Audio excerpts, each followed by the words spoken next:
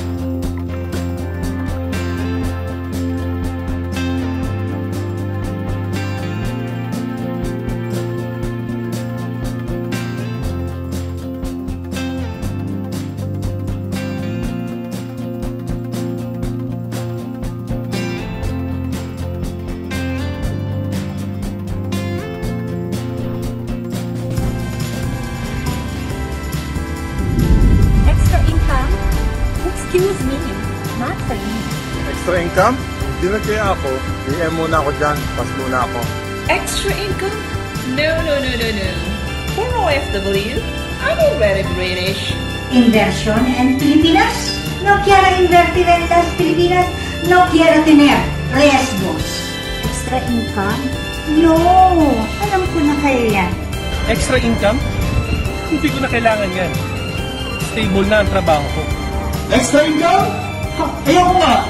May duty pa ako! Extra income?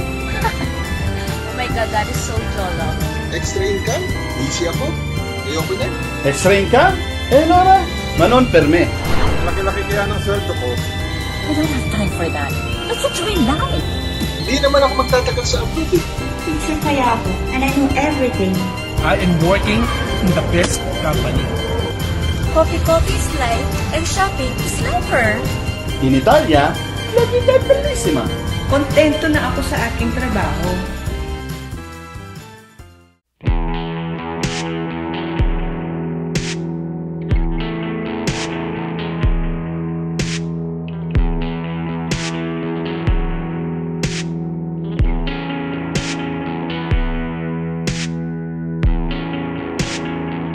Oo nga, no? What if kung mag-close yung company natin? Mamma mia! I lost my job! Ho bisogno di lavoro, per favore! Oo nga, no? I only build others' dreams. I hate you, Judith! Malapit na, Judith, na credit card ko! Oh, meron pa pala akong hindi alam. Sige lang ba ako na-stress? Oo nga, no? Nakakapagod na. Duty na lang ba ako ng duty? Oo nga naman. Pilipino pa rin ako at ang aking pamilya. Kaya karapat-dapat lang na magpundar sa Pilipinas. Nakakapagod na rin magtrabaho. Kailangan din talaga natin ng extra kita. You're right. Hindi naman masama mag-extra income, di ba? I need to invest now. Grazie mille for the new opportunity. I wanna build my own wealth in my own terms. I wanna plan for my future. Excited to learn more and earn more. Gusto ko, pagtanda ko, yung may magsiswerte naman sa akin. No! It's time to care for my future. Extra income? I love that. Tara! Paano ba yan? Employee today, entrepreneur tomorrow. Employee today, entrepreneur tomorrow. Employee today, entrepreneur tomorrow. OFW today, OF winner tomorrow. Employee today, entrepreneur tomorrow. OFW today, OF winner tomorrow. OFW today, OF winner tomorrow. OFW today, OF winner tomorrow. OFW today, OF winner tomorrow. OFW today, OF winner tomorrow.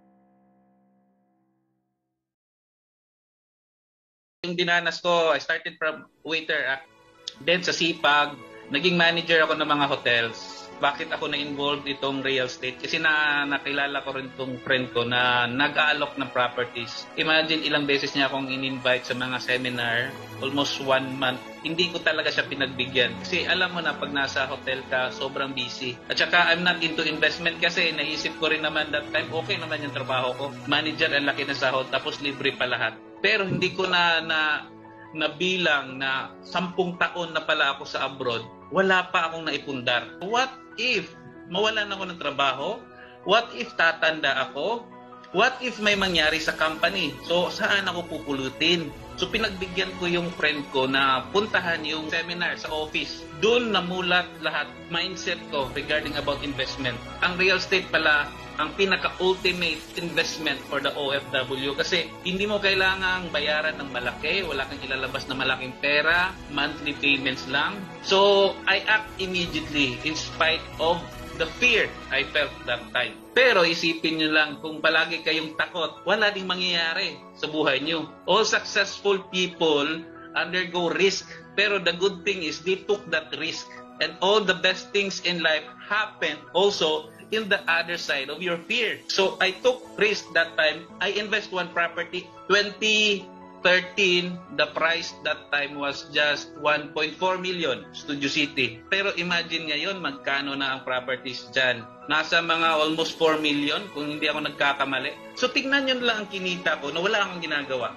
I'm just sitting here sleeping, but my wealth in the Philippines are growing. While you sleep, you're earning. Di ba?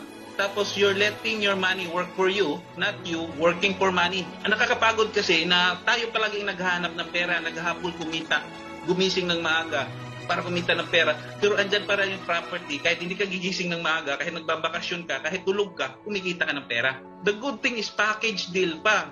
Sabi ng agent ko, kami na rin yung magpaparent dyan. Binayaran ko siya sa loob ng 24 months. Imagine, hindi pa umabot ng 24 months na turnover, na parentahan agad yan ng Freedom Cares.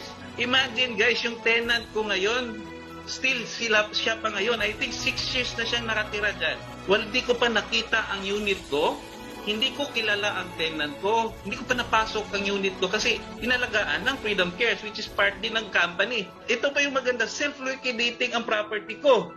Hindi na ako nagbabayad nung na-turnover na kasi yung bayad ng tenant, doon din, yun lang din yung pambayad ng property ko. And that's the reason bakit naging 7 ang properties ko. Hindi ko akalain na, makakarami ka pala ng properties. Bakit? Once na maparentahan, hindi na ikaw magbabayad eh. Kumikita ka pa. Then I bought another one. Hanggang naging 7 siya. Itong properties ko, 4 na condominium, 1 condotel, 2 house and lot. 4 din, kumikita na ng rent. Ang sarap talaga ng pakiramdam. So that's the reason bakit din ako nag-retire as early as 40s. I was 40 years old. Nag-retire na ako at nag-focus ako sa real estate. Bakit? Ito din yung maganda. Meron ding business na binigay itong Freedom Business. You buy properties and you sell with us. That's the reason why I earned 11 million. Sa loob ng 7 years, half of the year, part-time ko lang. Huwag lang kayong complacent sa mga trabaho nyo. Huwag kayong matakot kasi pag takot kayo palagi, walang mangyayari sa buhay nyo. Habang buhay kayong magpapayaman sa mga amo nyo. Payamanin nyo sarili nyo. Huwag kayong maghintay. Bakit? Hindi kayo hihintayin ng properties.